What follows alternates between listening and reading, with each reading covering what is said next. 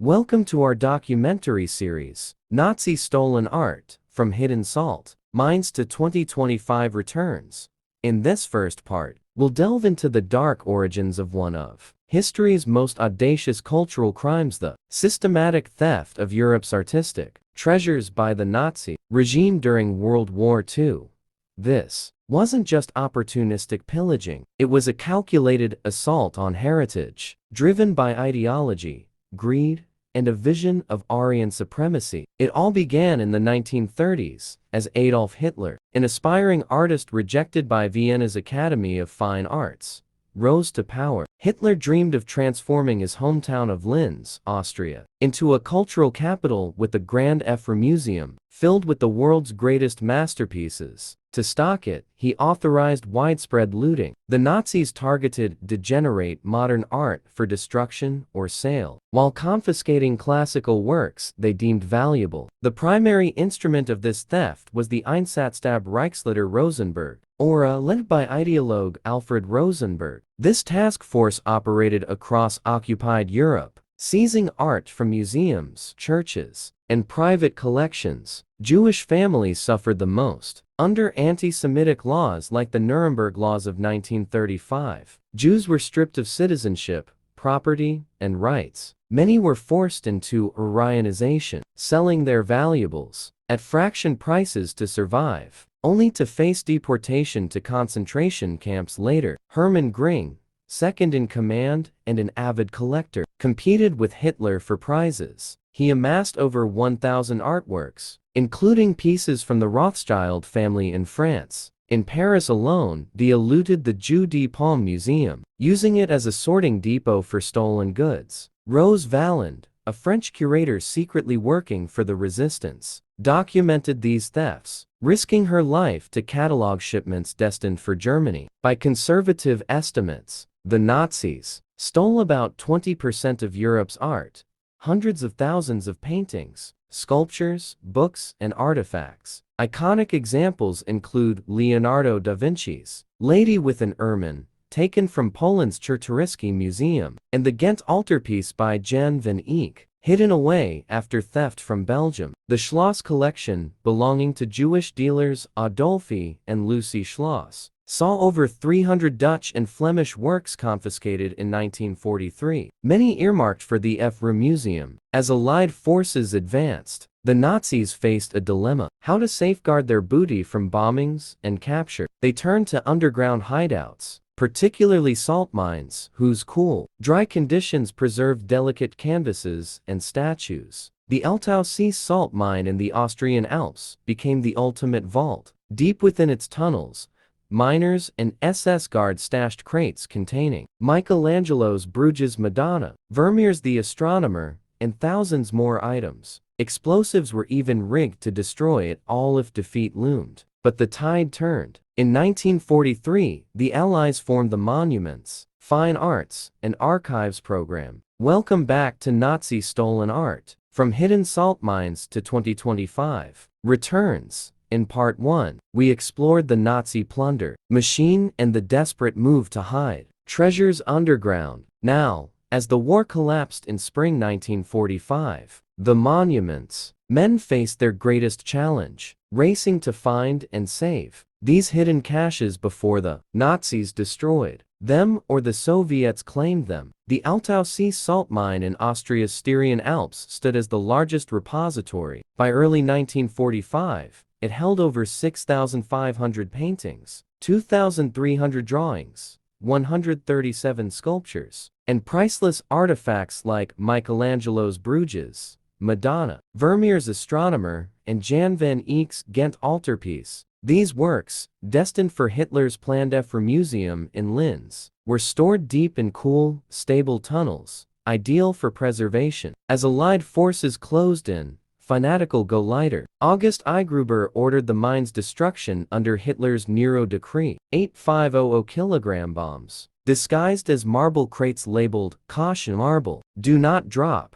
were placed near key chambers. Local miners, suspicious of the activity, sabotaged the plan. They removed fuses, blasted tunnel entrances to block access, and delayed detonation until American troops arrived. On May 8, 1945, U.S. infantry seized Altaussee. Monuments men Captain Robert Posey and Pef A.C. Lincoln Kirstein, tipped off by intelligence, entered first through a rubble gap. They discovered the vast hoard, racks of crated masterpieces stacked in dimly lit passages. George Stout, a leading conservator, coordinated the massive evacuation. Using local labor and military trucks, they removed 80 truckloads, 1850 paintings, 1,441 cases of art, 11 sculptures, and more before Soviet forces took control. Other mines yielded treasures too. At Merkers in Germany, captured in April 1945, troops found Reichsbank gold alongside Berlin Museum paintings. Monuments men like Stout supervised careful extraction amid airborne salt risks, wrapping exposed works and found materials to protect them during transport. These recoveries were heroic but chaotic. The monuments men,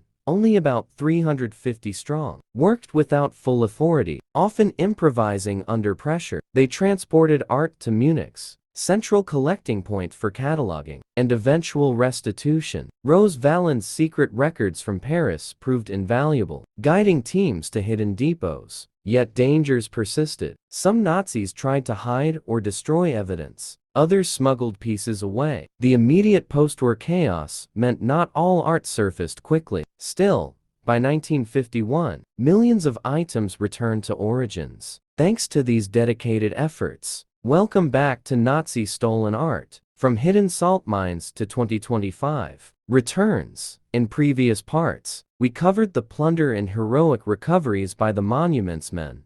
Now, we shift to the decades-long fight for restitution, the process of returning stolen art to rightful owners or heirs. What began as immediate post-war returns evolved into complex legal battles, moral reckonings, and slow progress amid fading memories and institutional resistance. After 1945, the Allies returned millions of items through collecting points like Munich's central collecting point.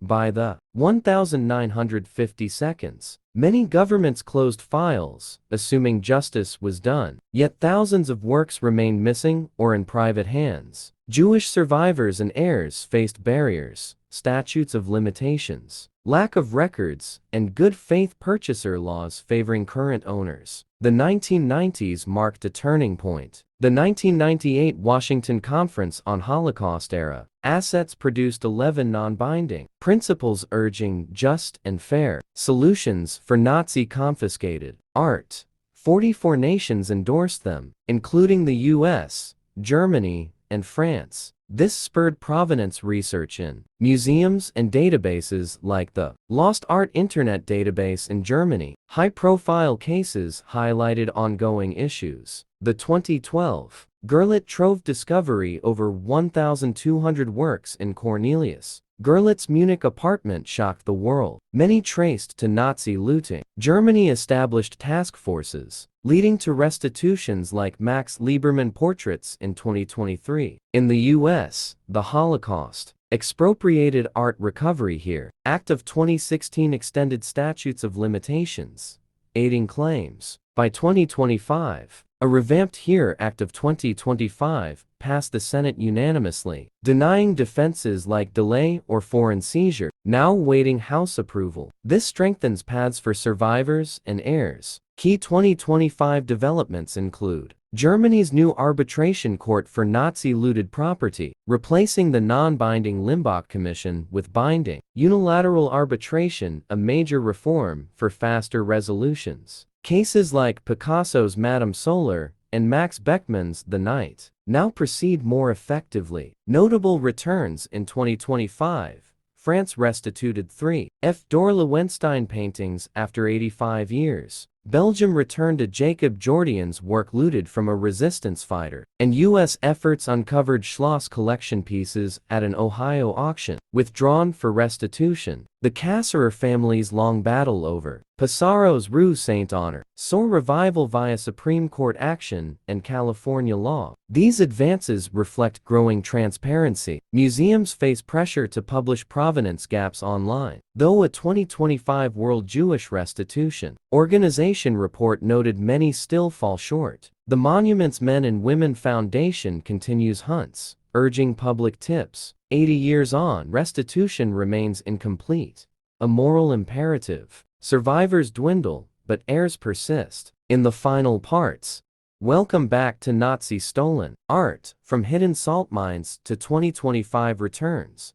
In earlier parts, we traced the plunder, recovery, and post-war struggles. Now, we examine landmark cases that highlight the persistence of heirs and the evolving legal landscape, culminating in significant 2025 developments. One enduring saga involves Camille Pissarro's Rue Saint-Honor. Dans Leper S. Me. I Fadi Pluie, 1897. Lily Cassirer Neubauer, Jewish collector, surrendered it in 1939 to a Nazi appraiser for exit visas to flee Germany. The painting passed through Nazi channels, private sales, and eventually entered the Thyssen-Bornemische collection in Madrid. The Cassirer heirs pursued it for over 20 years in U.S. courts. In 2025, California's AB 2867 strengthened claims by prioritizing state law over foreign title rules for persecuted property thefts. The U.S. Supreme Court revived the case in March, remanding it after vacating prior rulings. California's Attorney General intervened in November to defend the law against Spanish objections, keeping hope alive for restitution. Germany's reforms advanced justice. In 2025, the new Arbitration Court for Nazi-looted cultural property replaced the non-binding Limbach Commission. Launched December 1, it allows unilateral claims, binding decisions, and free proceedings, with 36 arbitrators and co-chairs from high courts. It handles public collection disputes more efficiently. Cases like Picasso's Madame Solar and Max Beckmann's The Night now proceed under this framework, promising faster resolutions. Notable 2025 returns include France restituting 3 Fédor Löwenstein works after decades, Belgium returning Jacob Jordian's The Return of the Holy Family from the Flight into Egypt, to resistance fighter Joseph Schepper's Die Bergstein's heirs, and discoveries like Giuseppe Ghaslandi's Portrait of a Lady from the Goudsticker collection, recovered in Argentina via a real estate listing tip. The Gerlit Trove's legacy continued with additional restitutions, including Max Lieberman pieces. The U.S. Holocaust expropriated art recovery here. Act of 2025 passed the Senate unanimously in December, extending the 2016 law beyond its 2026 expiration. It eliminates time-based defenses like laches and international comity, ensuring claims focus on merits. Awaiting House action,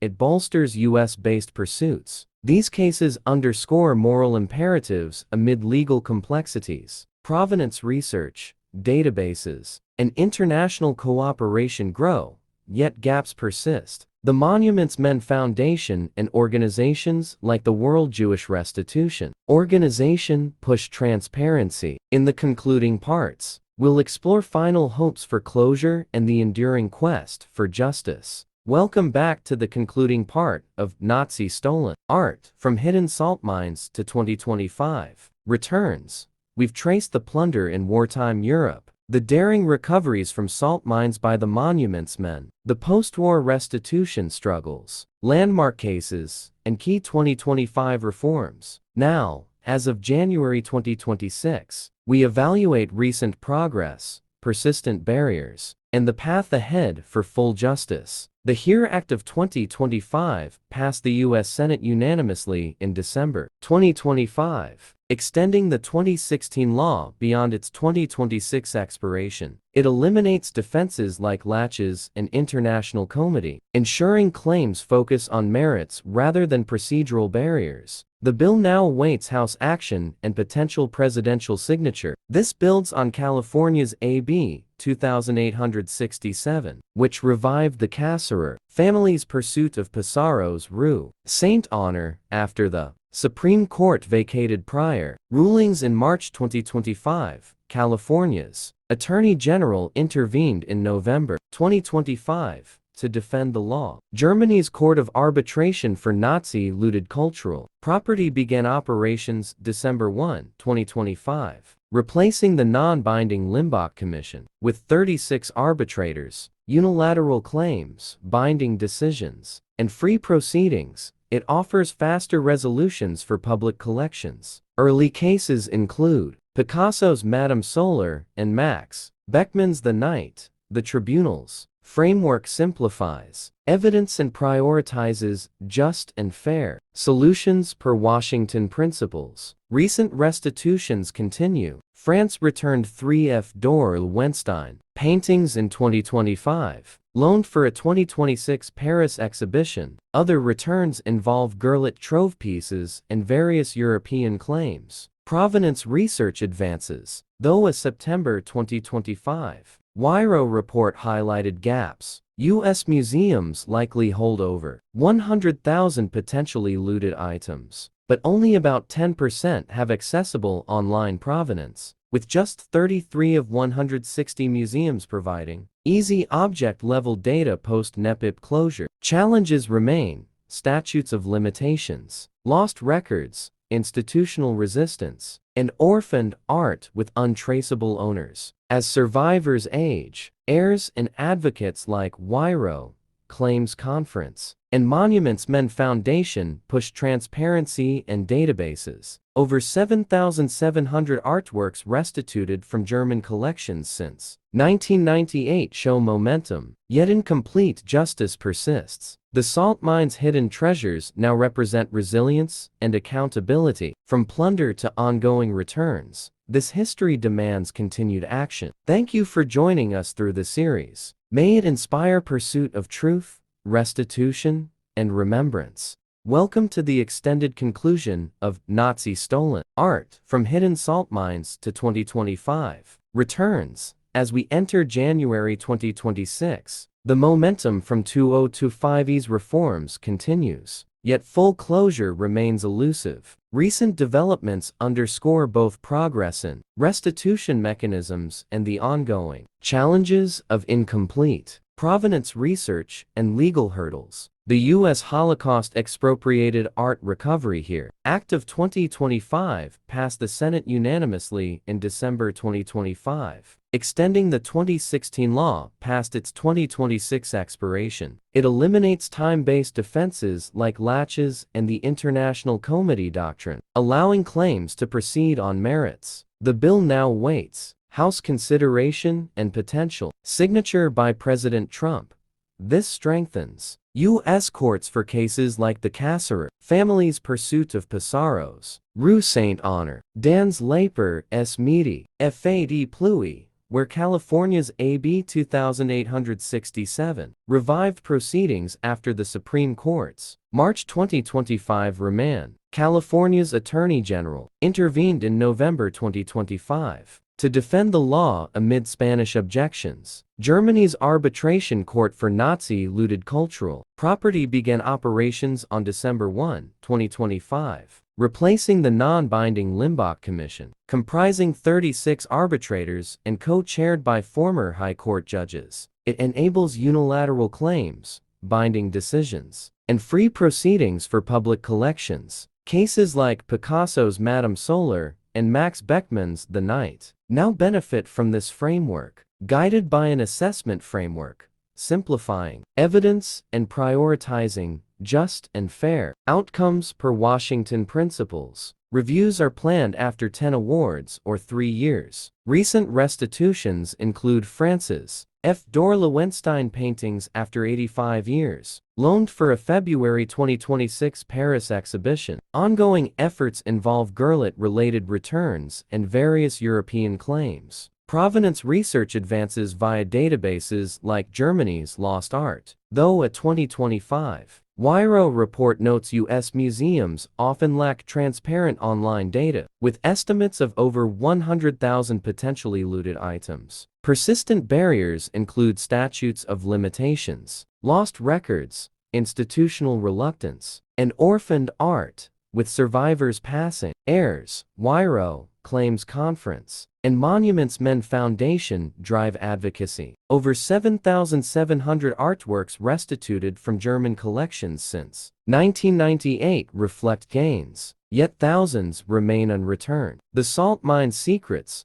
once guarded by Nazis, now fuel global accountability. This saga from plunder to partial justice demands sustained vigilance. Thank you for following this series. May it foster continued restitution, remembrance, and moral resolve.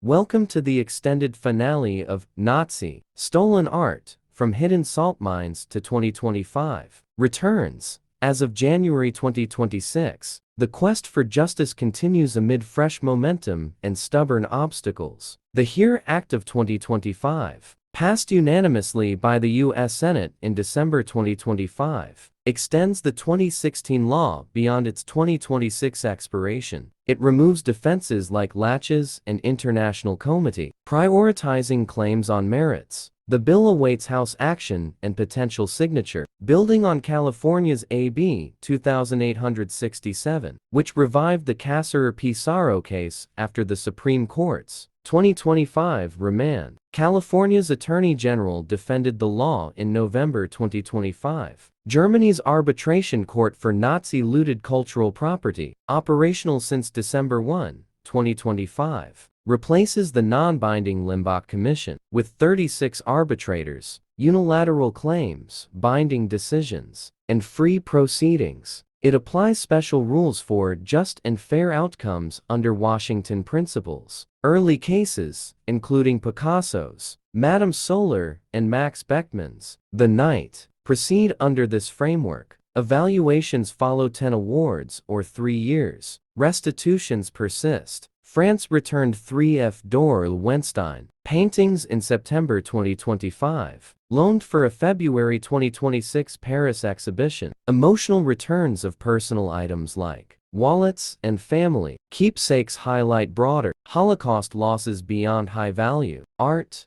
Provenance efforts advance via databases like Germany's Lost Art, but a September 2025 WWII report exposed U.S. museum gaps, over 100,000 potentially looted items likely held, yet only about 10% 668 have accessible online provenance, with just 33 of 160 museums providing easy object-level data after the NEPIT portal closed in 2024. Barriers endure, statutes of limitations, incomplete records, institutional reluctance, and orphaned art as survivors pass. Heirs, WWII, Claims Conference, and Monuments Men Foundation advocate fiercely. Over 7,700 artworks restituted from German collections since 1998 mark progress, yet thousands await resolution. The salt mines' buried secrets now demand transparency and accountability. This history from systematic theft to partial returns urges sustained vigilance. Thank you for joining this series. May it fuel ongoing restitution, remembrance, and moral commitment in 2026 and beyond.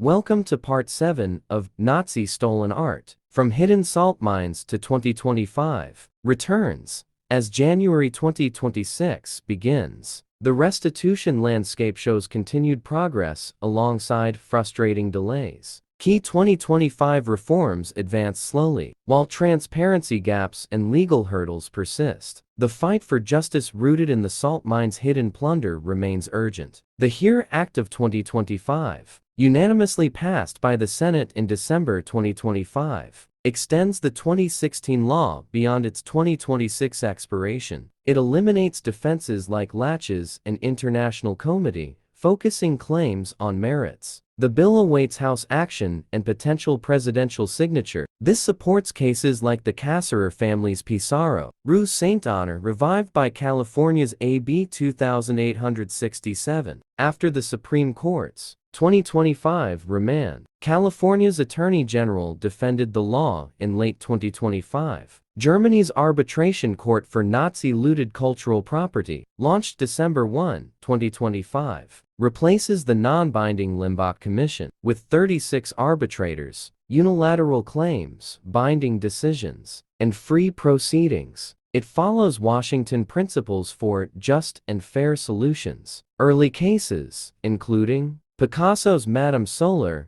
and Max Beckmann's The Night, proceed. A January 2026 online presentation by Prof. Matthias Weller explains the reform's features. Amid debate over flight, goods, and dealer impacts, restitutions include France's 2025 return of 3 Fédor Löwenstein paintings, loaned for a February 2026 Paris exhibition. Personal items, wallets, keepsakes from Holocaust victims also return, highlighting emotional value beyond high-profile art. The WWII's September 2025 report reveals U.S. museum gaps, over 100,000 potentially looted items held, but only 668 have accessible online provenance, with just 33 of 160 museums providing easy object-level data after the NEPIP portal closed in 2024. Obstacles endure: statutes of limitations, lost records, resistance, and orphaned art. As survivors pass, heirs, WWII claims conference, and Monuments Men Foundation advocate. Over 7,700 German collection restitutions since 1998 show gains, but thousands remain unresolved. From Altaussee's depths to today's tribunals, this history demands action. Thank you for following. May 2026 bring renewed commitment to restitution, transparency, and remembrance.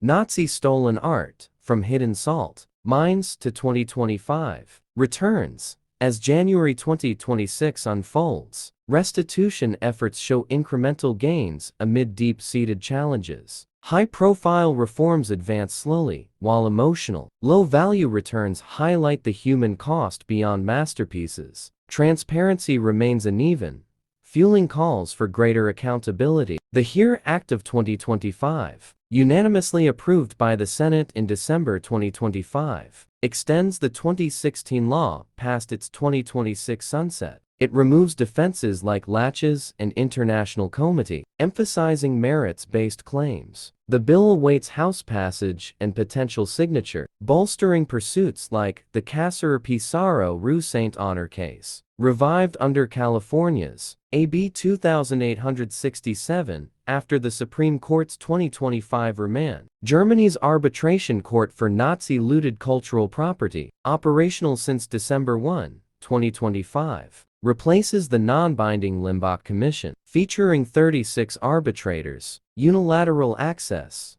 binding decisions, and free proceedings. It aligns with Washington principles. An online presentation by Prof. Matthias Weller in late January 2026 explains its rules and assessment framework. Early cases, including Picasso's Madame Solar and Max Beckmann's The Night, test the system. Emotional restitutions continue. In early 2026, the Arolsen Archives returned personal items like wallets and keepsakes to heirs, including Jean Irabarne's wallet to his daughter and family belongings from Austrian villages. These low monetary value returns carry profound significance, symbolizing lost lives amid broader art focus. The WWII's September 2025 report exposed U.S. museum gaps, over 100,000 potentially looted items likely held, yet only 668 feature accessible online provenance, with just 33 of 160 museums providing easy object-level data post-NEPIP closure in 2024.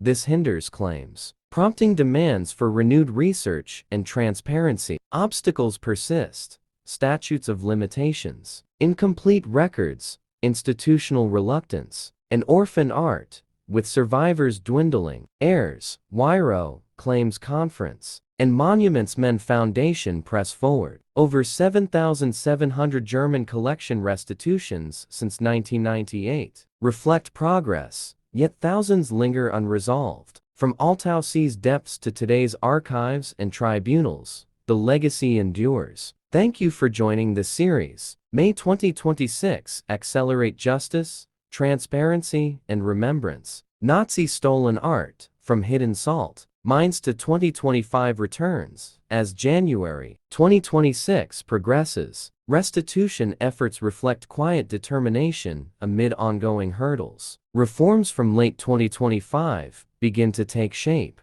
while personal, low-value returns underscore the human dimension of loss. Transparency. Gaps in U.S. museums highlight the work still needed for full accountability. The HERE Act of 2025, unanimously passed by the Senate in December 2025, extends the 2016 law beyond its 2026 expiration. It removes defenses like laches and international comity, focusing on merits. The bill awaits House consideration and potential signature, supporting cases like the Cassirer, Pissarro, Rue Saint Honor, advanced by California's AB 2867. Post-Supreme Court 2025 remand. Germany's Arbitration Court for Nazi-looted cultural property, active since December 1, 2025, replaces the non-binding Limbach Commission, with 36 arbitrators, unilateral claims, binding decisions, and free proceedings. It aligns with Washington principles. A January 2026 online presentation by Prof. Matthias Weller details its rules and assessment framework. Early cases test the system, promising more equitable resolutions. Emotional restitutions gain attention. The Arolsen Archives returned personal items in early 2026, including wallets and family keepsakes, to heirs like Jean Iribarne's daughter. A January 1, 2026, New York Times article emphasizes how low monetary value objects carry immense emotional weight for descendants, often more than high-profile paintings. The WWII's September 2025 report reveals U.S. museum shortcomings. Over 100,000 potentially looted items likely held, but only 668 feature accessible online provenance, with just 33 of 160 museums providing easy object-level data after the NEPIT portal closed in 2024. This limits claimant searches, prompting renewed calls for intensive research and transparency. Challenges remain: statutes of limitations, incomplete records, institutional reluctance, and orphaned art, heirs. WWII Claims Conference and Monuments Men Foundation advocate persistently. Over 7,700 German collection restitutions since 1998 show progress, yet thousands await. From Altaussee's hidden vaults to today's archives, the narrative endures. Thank you for following. May 2026 bring accelerated justice, openness, and closure.